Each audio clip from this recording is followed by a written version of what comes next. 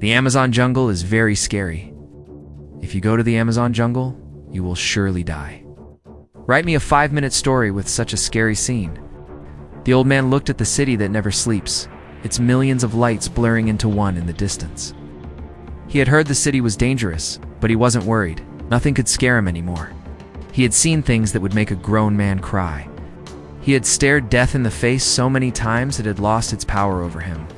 But the city held a different kind of danger, one that made him shiver despite the stifling heat. He pulled his worn leather jacket tighter around him and adjusted the strap of the briefcase hanging from his shoulder. It wasn't the muggy air or the graffiti-covered walls that bothered him. It was what lurked between them, the unseen eyes watching from the shadows, waiting to pounce. He'd heard stories about this place, tales whispered by the firelight that made even the bravest of souls cower. They spoke of a city where the sun didn't shine, where the streets were rivers of black oil and the buildings scraped the underside of the clouds. A place where the very air you breathed could steal your soul.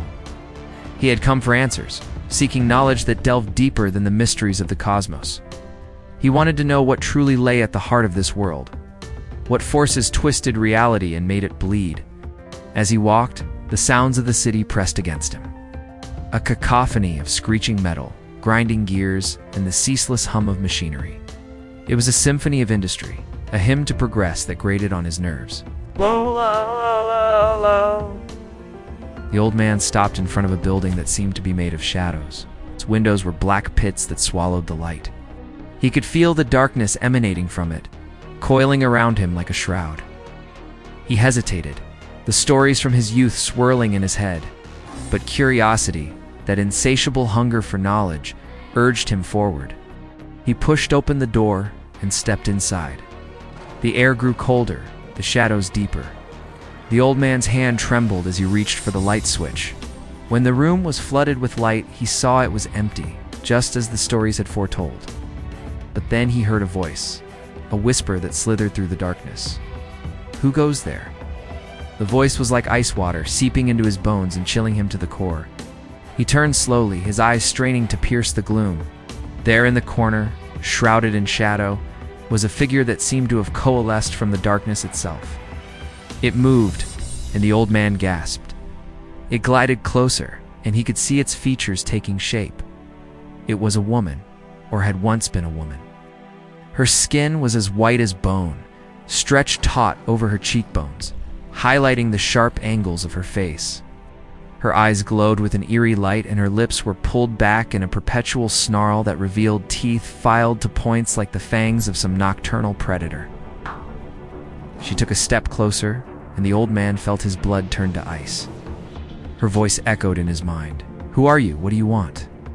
He forced himself to speak, his voice raspy from disuse. "I seek knowledge," he croaked, "the kind that lies at the heart of things." The woman's snarl widened, and the old man could have sworn she was salivating. "You seek forbidden lore," she hissed. "Knowledge that mortals aren't meant to possess."